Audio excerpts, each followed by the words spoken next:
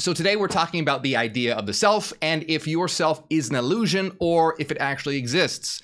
We're going to be looking at this in the context of Buddhism as well, because they claim or teach anatman, or the no self, and they claim that your self is an illusion, that you have no enduring self.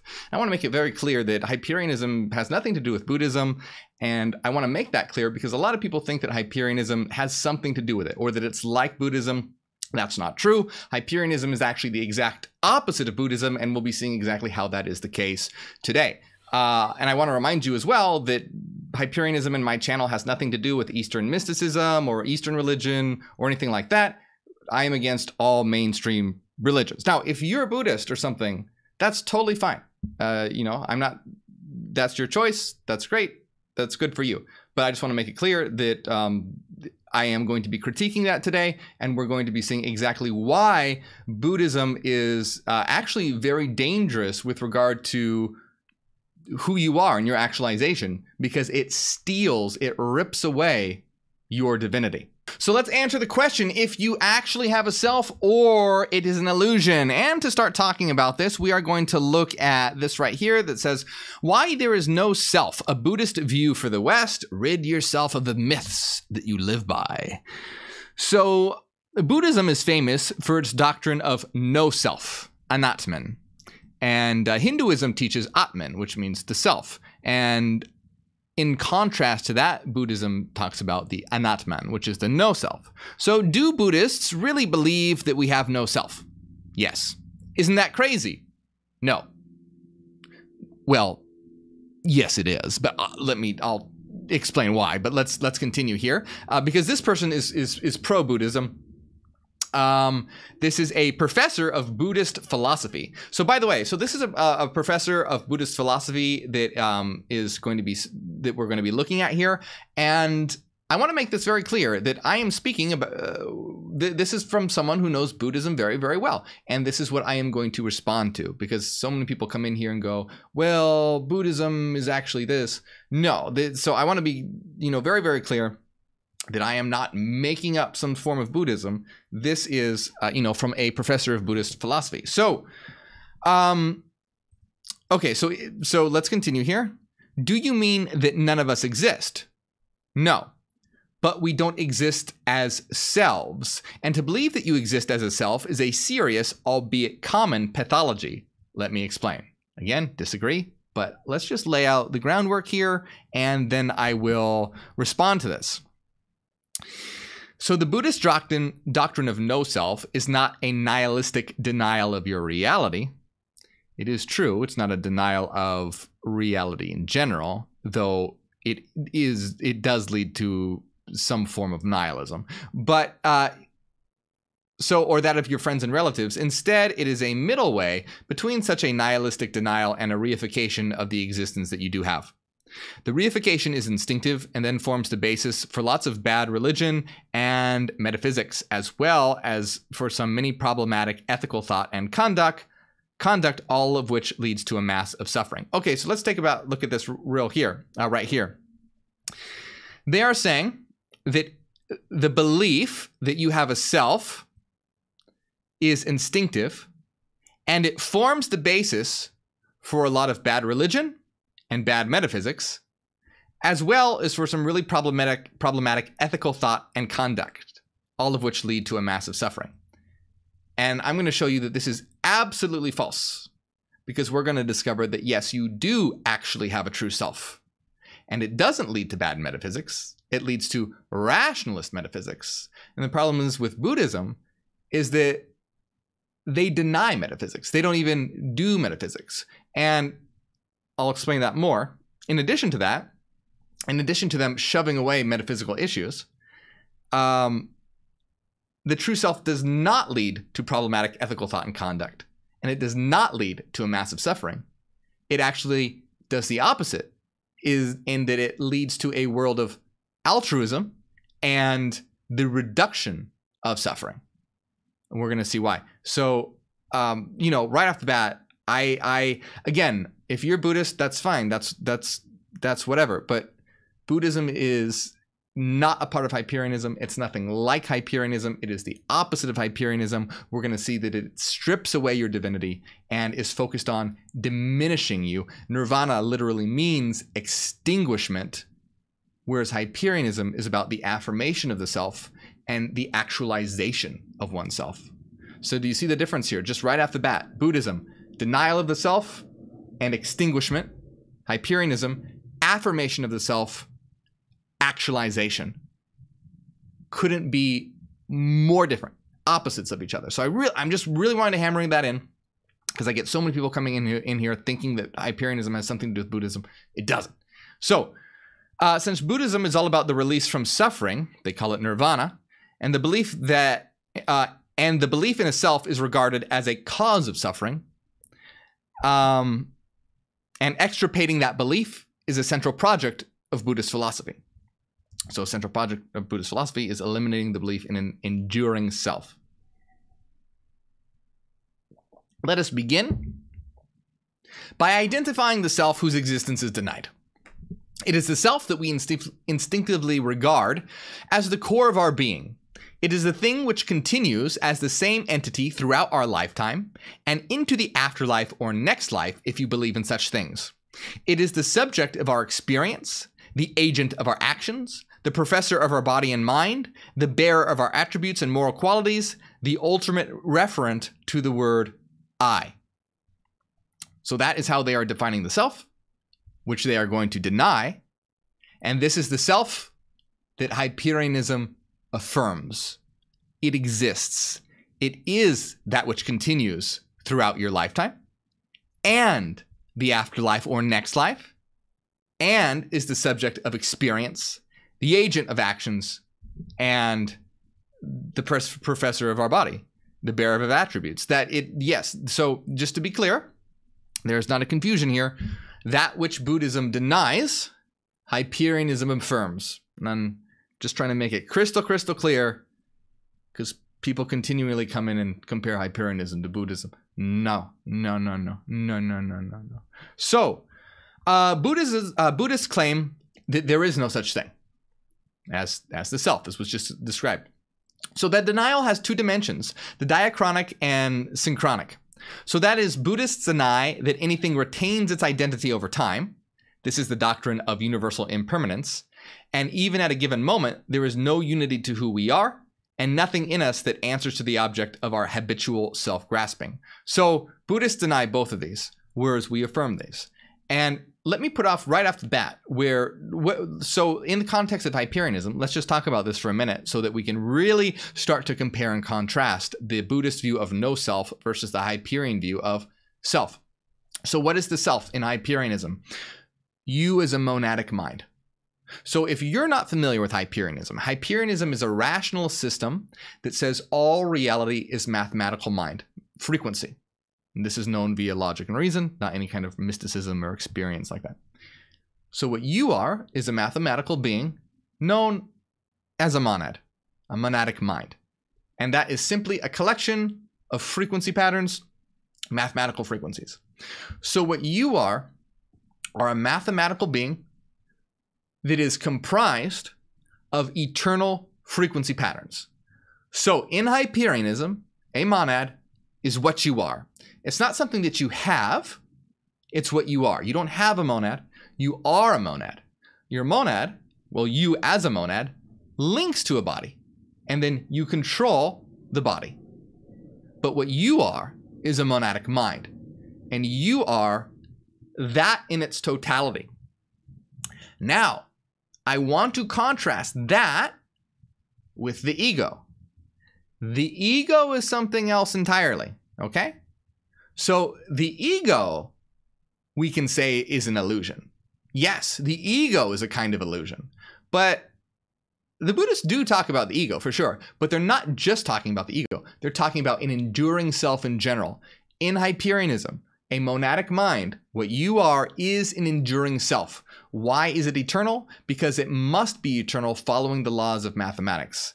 And I've done so many videos on things like that, so I can't get into the why of it now. I've done a lot of videos, but that is what we are discussing. You as a monadic mind, which is an eternal being, and we're going to see how the monad operates, how it retains its identity.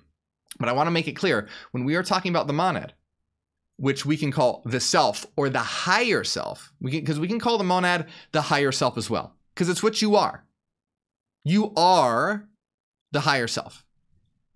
Now, the higher self develops, constructs a tool known as the ego. What is the ego? The ego is a complex. The ego is a complex whose archetypal core is the higher self. In other words, the ego is this construct of thoughts, ideas, feelings, experience, paradigms, all of it where it's the center of your field of consciousness. And that is what your higher self uses, in addition to your body, to operate in the physical world of the holos. So you as a monadic mind linked to an avatar, a body. Now this allows you to localize in the physical world. And then the ego is what allows you to consciously interact with other people in your world in a conscious way. The ego is what you might call an illusion because it is not eternal and it doesn't exist independently. It depends on the higher self, the archetypal core. If there was no higher self, there would be no ego. The ego is not an independent entity. So in that case, the ego is, you could call it an illusion. Now, that doesn't mean it's bad. The ego is very important. It's a powerful tool. It was what allows your higher self to consciously access this world and through it, learn, grow, and understand. So we are not against the ego. The ego is a powerful tool. You don't want to identify with the ego. You are not your ego. Don't identify with it. But you are your higher self, and you can use the ego as a tool to learn and grow. Very important. Those philosophies that tell you should destroy your ego, that's wrong, that's false. Just don't identify with the ego. But let's get back to Buddhism, because Buddhism doesn't just deny the ego. Buddhism denies any enduring self. And you as a monad, the higher self, that is enduring. And we're going to explore this in a bit here. So let us begin with the impossibility of anything retaining its identity over time. So this individual is laying out the Buddhist position, the diachronic dimension. To see this point, it's useful to distinguish between strict identity and mere similarity.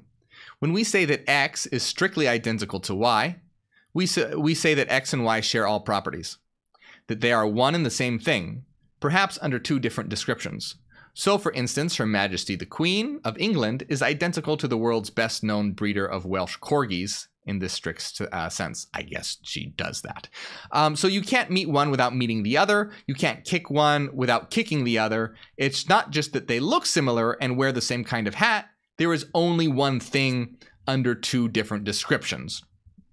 But Her Majesty the Queen now and the young girl who was crowned in 1952 are not strictly identical to one another. So they're using the Queen as an example, and they're saying the Queen, when she was a young girl, and the Queen now are no longer identical. And they are similar in certain respects, but different in many others. One is much older than the other. One is married to Philip. One is not.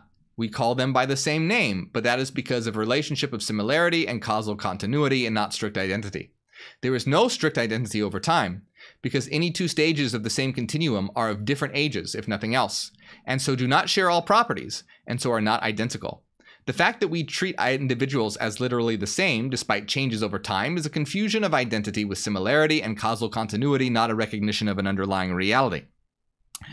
Okay, so let's unpack that real quick. Basically, the argument here is that nothing retains identity over time. The Queen of England is not the same person as when she was young.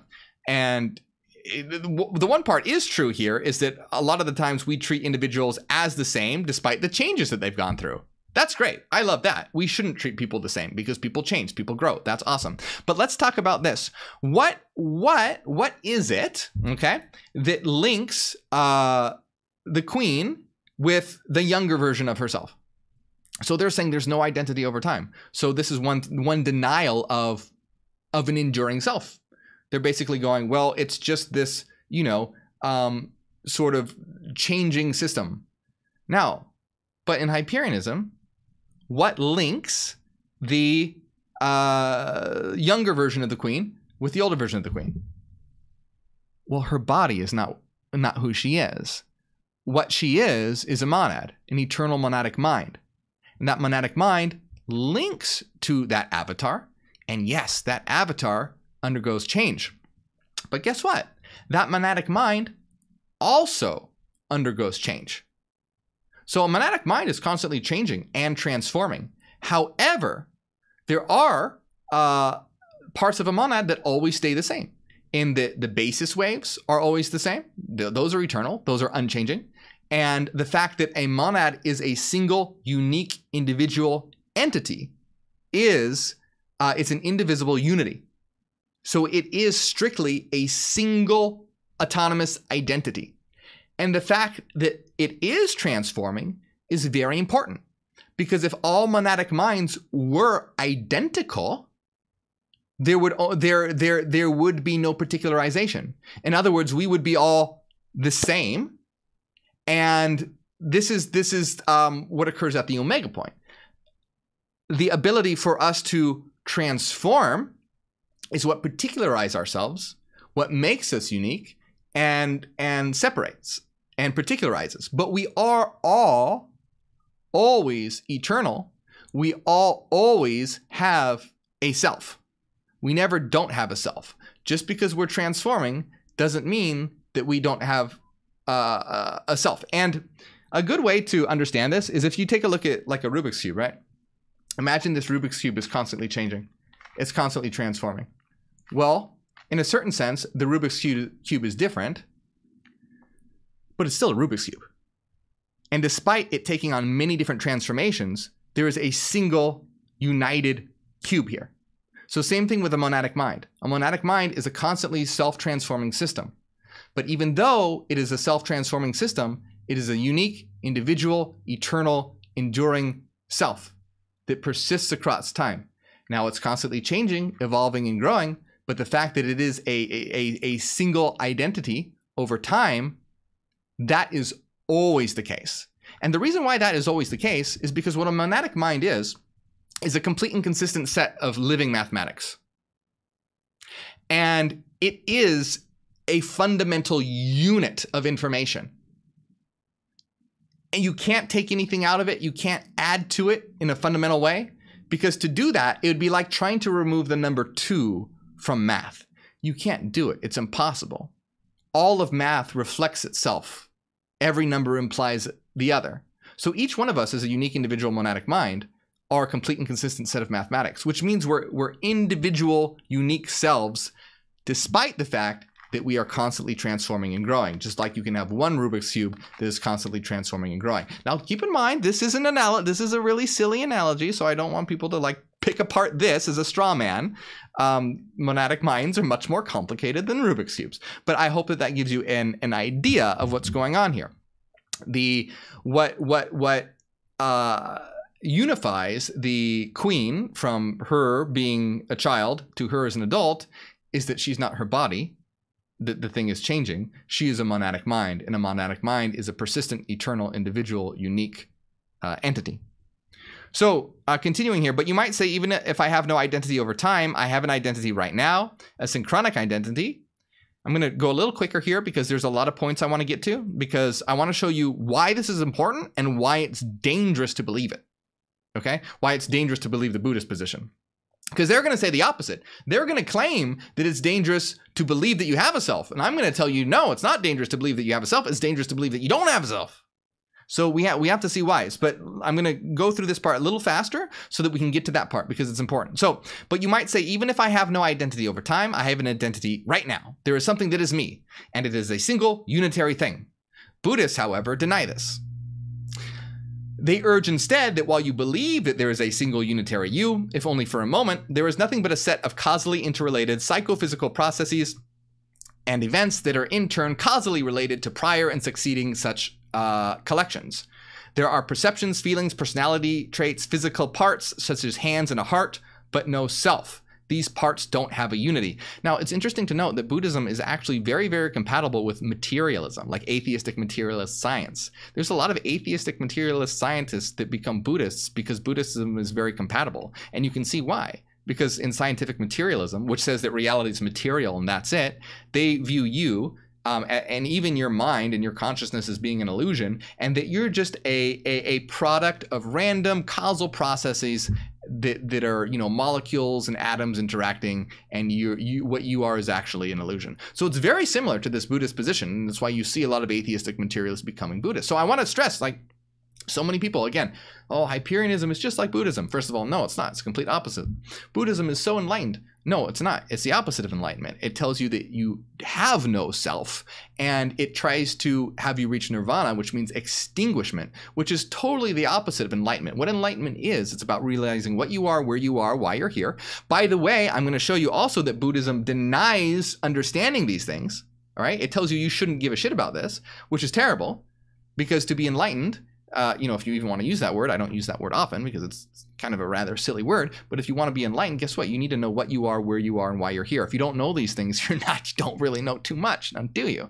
How are you going to, you know, do anything on your path if you don't know these? If you don't know these factors, you're a blind person. Now, so Buddhism is a denial of the self, and it is an extinguishment. Whereas Hyperianism is an affirmation of the self. I am an individual, unique, eternal, monadic mind and a path of actualization. I shall endeavor to actualize myself, expand myself, become the best version of myself that I can possibly be until I evolve into a God, in addition to being in a collective in that we are all form this myriad network together, which forms the absolute, that structural neural network of the one mind composed of us, which we are. So there are so many aspects to Hyperianism that are the complete opposite of Buddhism. We are here.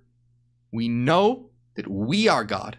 We know what we are, why we are, where we are, and we are on a path to apotheosis. We don't deny the self and seek extinguishment. We affirm the self and seek empowerment. Total opposites. Okay. So, and by the way, again, if you're Buddhist, that's fine. I'm just stressing, you know, again, tons of people come in here. I want to stress, we are not. So anyway, yeah, they're saying there are perceptions, feelings, personality traits, physical parts, such as hands and a heart, but no self. And again, right, like they think Buddhism is so enlightened, but it's very compatible with materialism. The idea that reality is only matter, that you're an illusion, and you're just a product of causal processes. It's very similar to this. There's only perceptions, feelings, personality traits, physical parts, but no self. These parts don't have a unity. Well, right, because we're not talking about the body. You are not your body.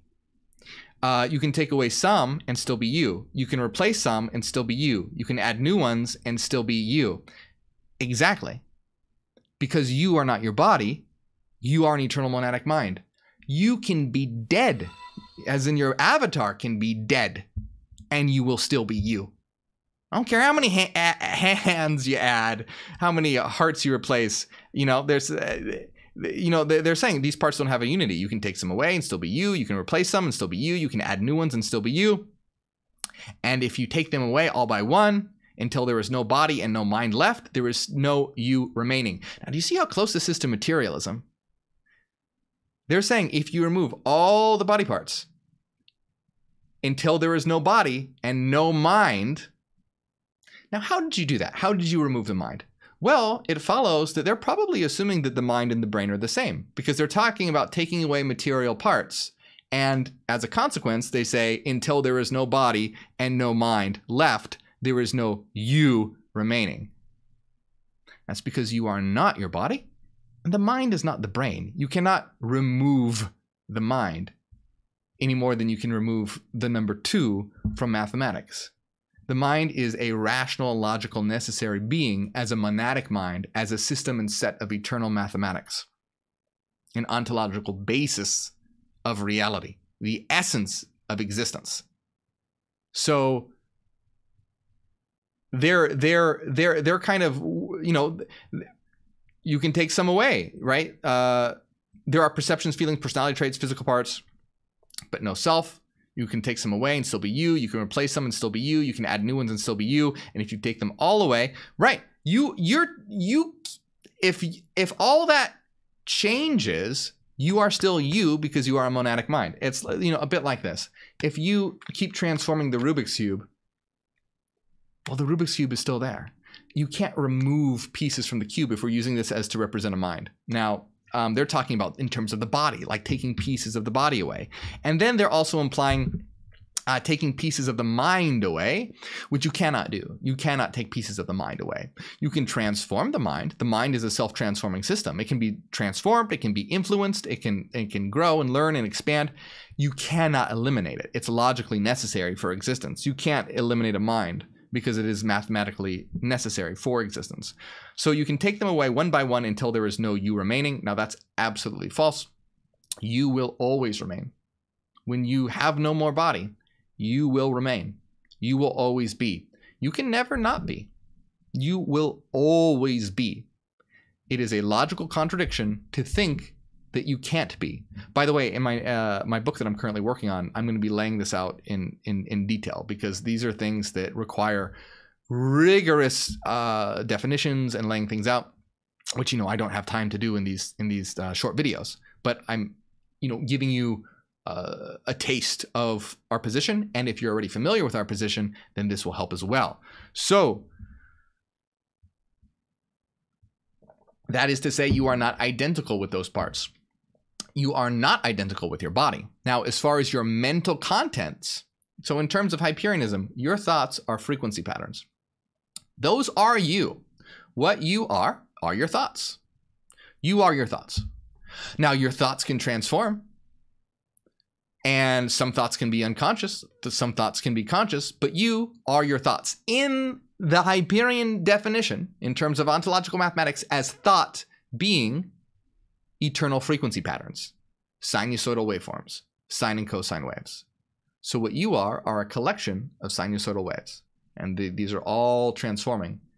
But that collection itself is eternal and enduring for each and every single one of us as eternal monadic minds. So that is, you are not identical with those parts, nor are you different from them, nor are you their owner or possessor or something dependent upon them. You are a fiction, and those around you have created.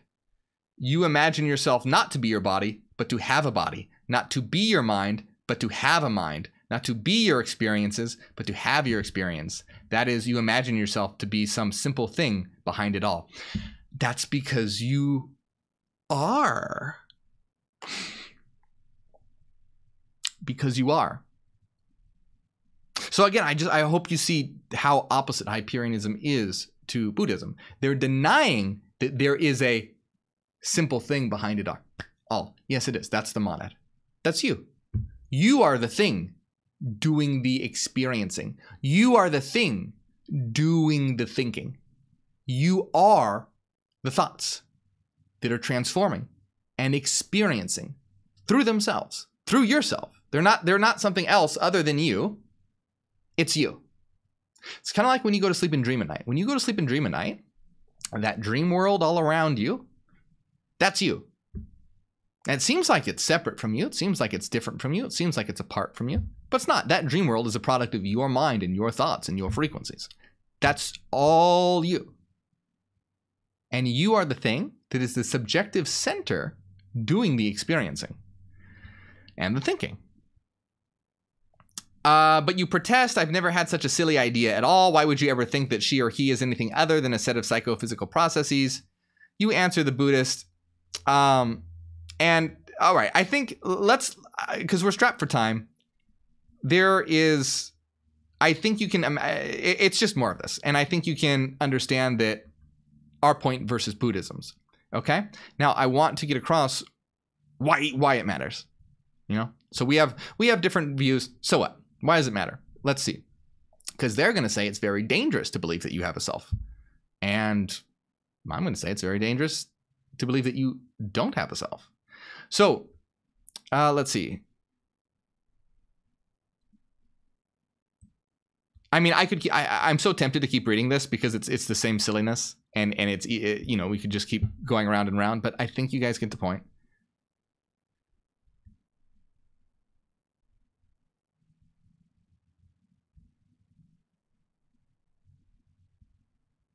Okay. Okay, I have to read this part though. Selves, if there were such things, would be independent, metaphysically real entities. They just defined a monad. That's what a monad is. It's an independent, metaphysically real entity. So you can see that they're their denial is so spot on of what is true. You know what? It's selves, if there were such things, well, if there were, they would be independent, metaphysically real entities. Like, bah, as if that could. Yes, that's exactly what it is. Persons are constructed or designated by our own psychological and social processes and reflect the role that we play for each other as individuals in a collectively constituted world, a world constructed in our experiences and mutual actions, blah, blah, blah, blah, blah. Yes, none of that is wrong, but we also have an enduring self behind it all. Persons are complex, interdependent, and impermanent, constantly changing and causally enmeshed with their environments. We are persons who take ourselves to be selves. And that is the Buddhist diagnosis of the world of our psychological problems. So I want you to understand, right? Why this is so important is that Buddhism is based on this. This is a huge part of the cause for suffering. This huge metaphysical fallacy. So, the solution to the problems that we have, according to Buddhists, is to be found in stopping the idea that we have a self. And this reminds me of a turtle that is like having, gets scared and sucks its head into his shell or her shell or their shell. Maybe it's a non-binary turtle. I don't know. But you know what I mean? It's such a retreat. Oh, life is so hard.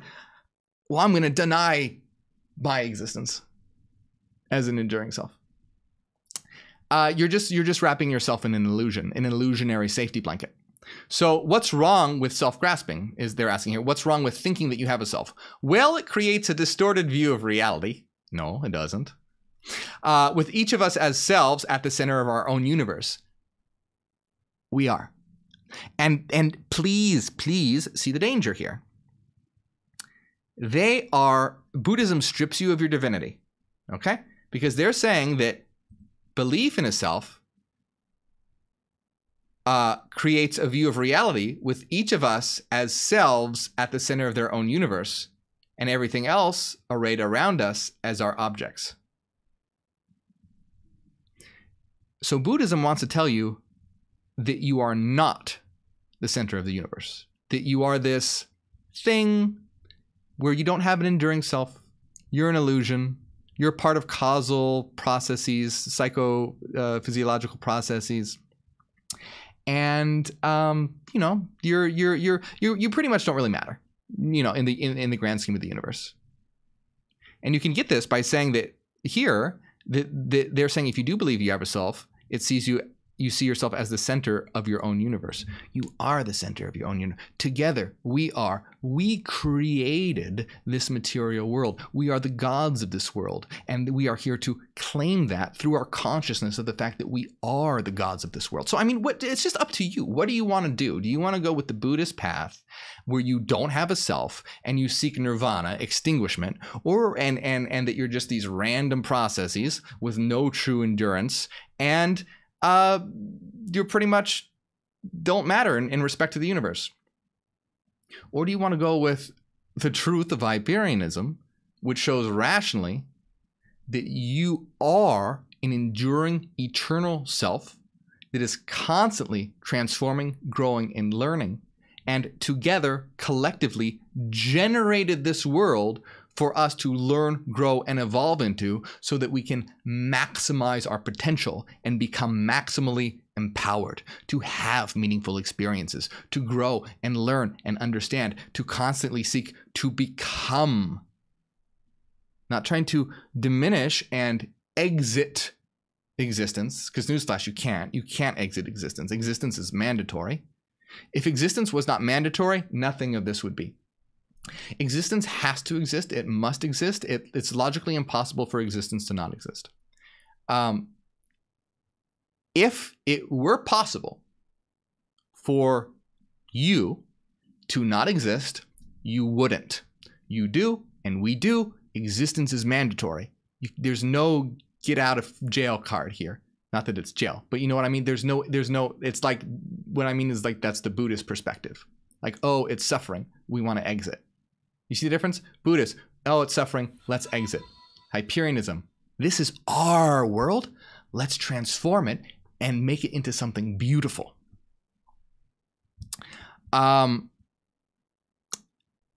So you know, they're saying it creates this distorted view of reality with each of us as selves at the center of their own universe and everything else arrayed around us as our objects. Guess what? Yes, we are the center of this universe. These are our objects. Just like the dream world is your dream world, this world is our world.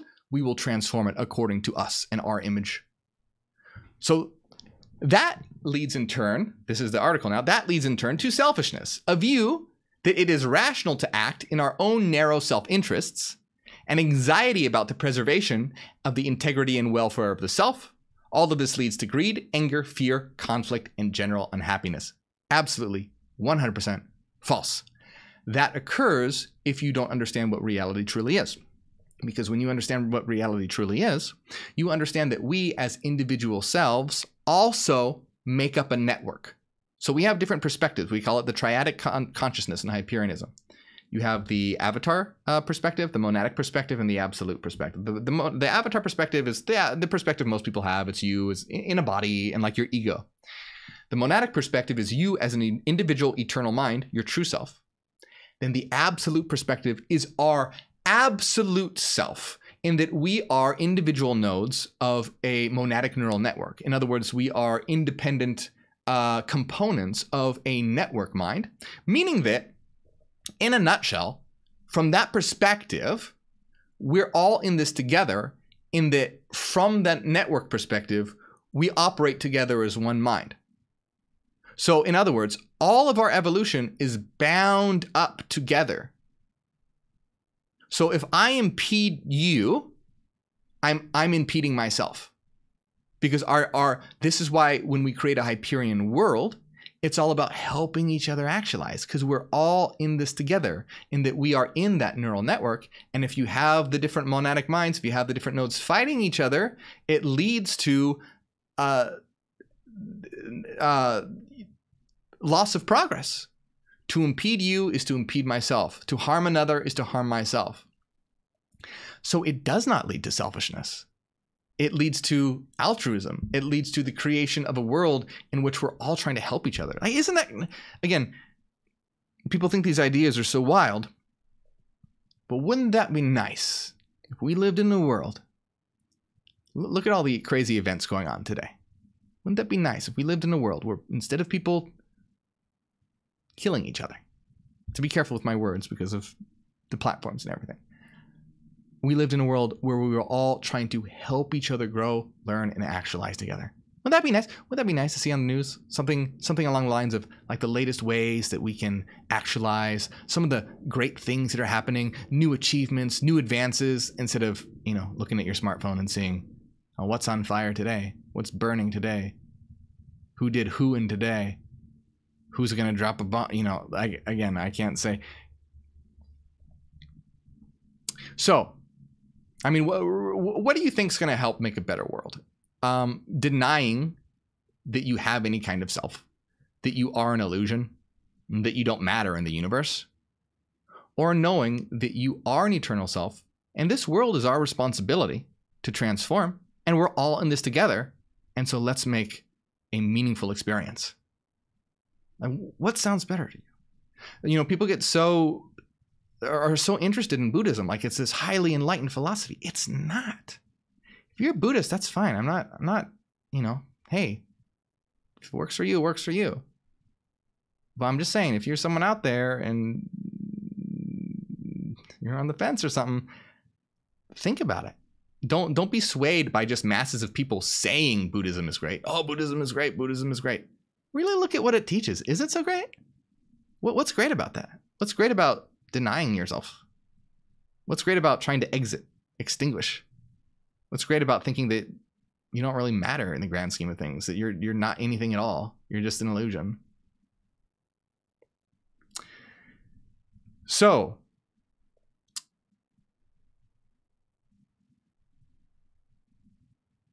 They continue going on by saying, if you have a self and identify with a self, you give it special priority. And then like people start basically being super selfish and competing with each other. No, not if you understand properly that we are we form a network mind in a single unitary system. They just don't understand that. So let's see. Let me see if there's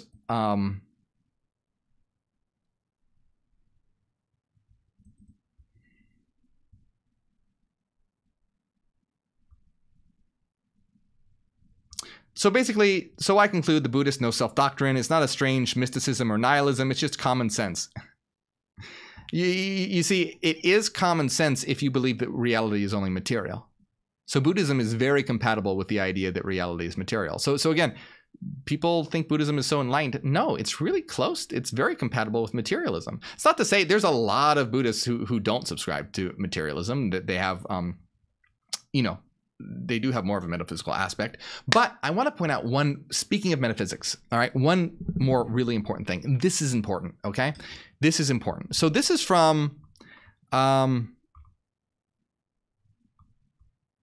this is the idea that Buddhism denies metaphysics. Or not necessarily denies, but doesn't engage with it. And what do I mean by metaphysics? I have a whole video on what is metaphysics. Check it out on my channel. Metaphysics doesn't mean like, oh, crystals and ghosts and mediums and psychics and all that. What metaphysics is the branch of philosophy that deals with things like ontology, identity, causation, free will. Basically, what metaphysics really means, in a nutshell, is trying to find out what existence is. If you ask the question, what is existence? That's considered a metaphysical question, okay? So what is existence? That's a metaphysical question. So, and this is a quote from a book called The Zen Keys, a pro-Buddhist book. The Buddha always told his disciples not to waste their time and energy in metaphysical speculation. Whenever he was asked a metaphysical question, he remained silent. Instead, he directed his disciples towards practical efforts. Questioned one day about the problem of the infinity of the world, the Buddha said, whether the world is finite or infinite, limited or unlimited, the problem of your liberation remains the same. Here's the issue. What the Buddha is basically saying here, so they're asking the Buddha metaphysical questions about existence, dealing with what is existence, like, is the world infinite? Is it limited? And the Buddha is basically saying, what does it matter? You just need to be liberated from suffering.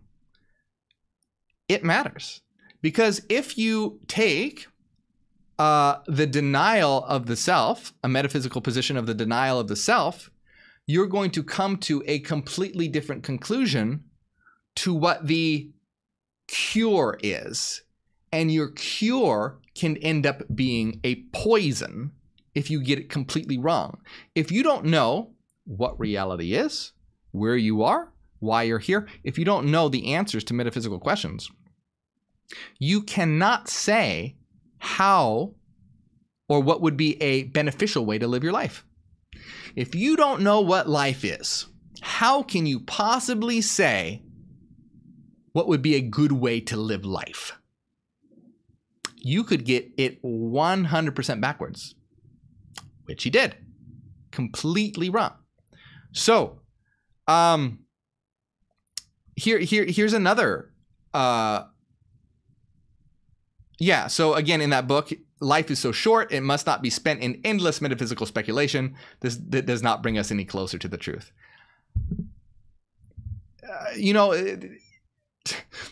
Read Buddhism if you want to, and do the exact opposite of everything that it says, and then you'll be good. Now, I'm not being literal here. There are some nice anecdotal advice in Buddhism. Right? I'm not saying that the whole thing is just awful and there's no good, bits and pieces. Yeah, I'm sure there's nice bits and pieces here and there.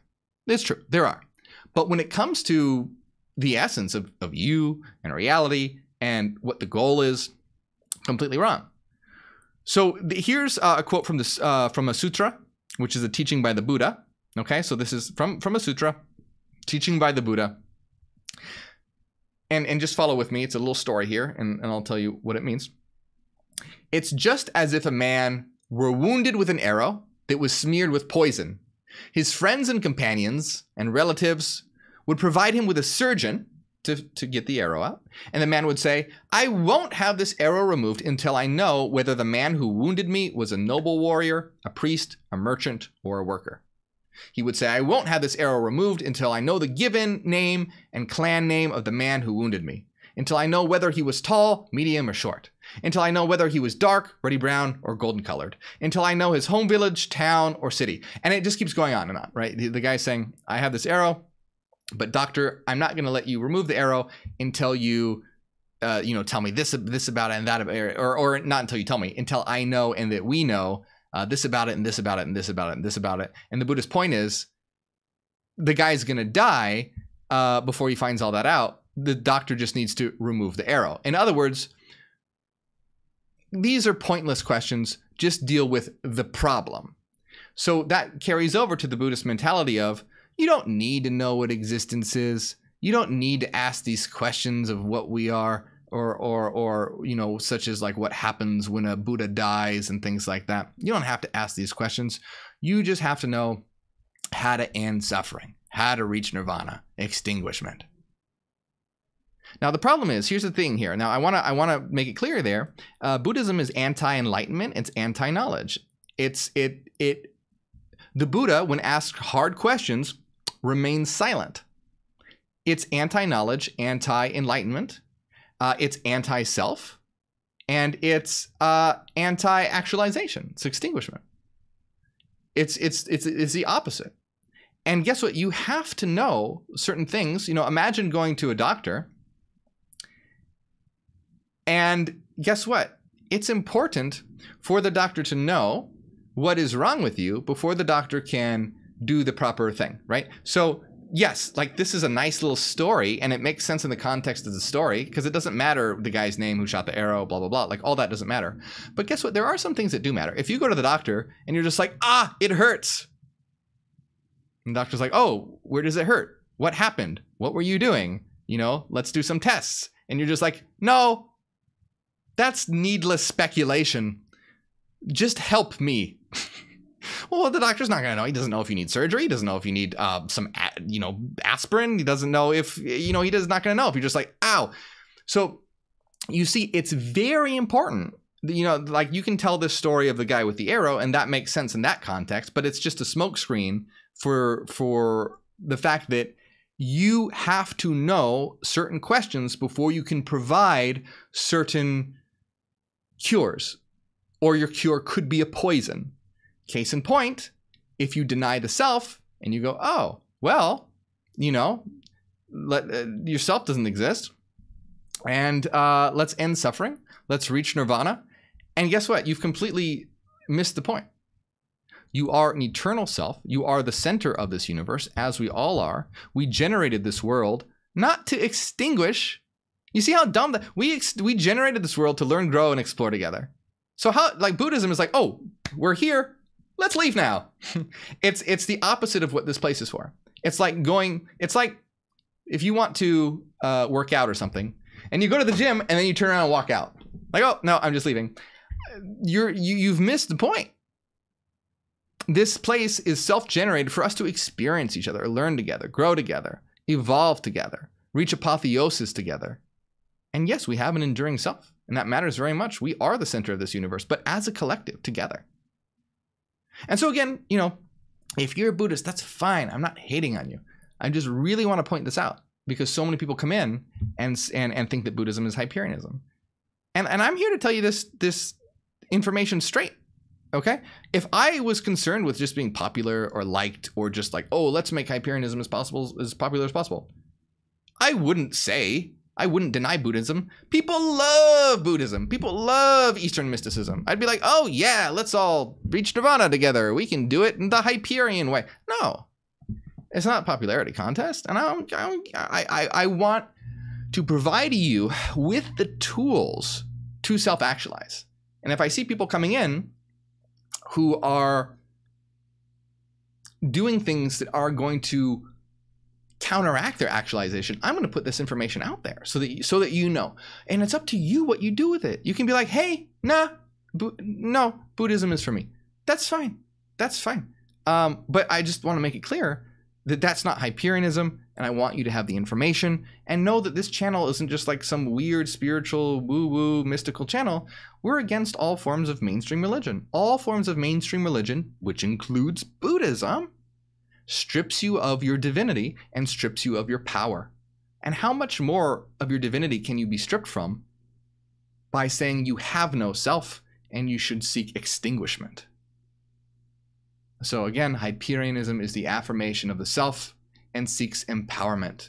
And then together we will create a powerful collective where we are each helping each other learn, grow, and explore together so that we don't have to run away from a world of suffering, but we can realize this world is our world and transform it. We're not going to run away. Gods don't run away. Gods create. We're not trying to run. I get so many people like, oh, how do I stop incarnating? You're missing the point. We are here to transform. Gods don't run away. Gods transform. And we will create a divine society together. And once we do that, you're not going to want to get away. You'll be like, oh yeah, I want to incarnate again because it's going to be such an amazing experience. You see? This world is hellish right now because you don't have people like Hyperions working on creating it better.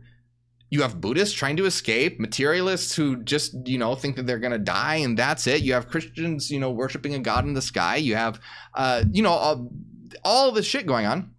No one knows what they're doing. Everyone's doing the wrong thing. It's chaotic and distorted. But imagine when we all come together and unite and realize, hey, we're all in this creator together. Let's create a great world.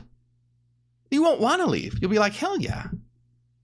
Let's go into this marvelous place, this marvelous dimension of the holos, to have this experience of multiplicity together and grow, learn, and actualize and have meaningful experiences.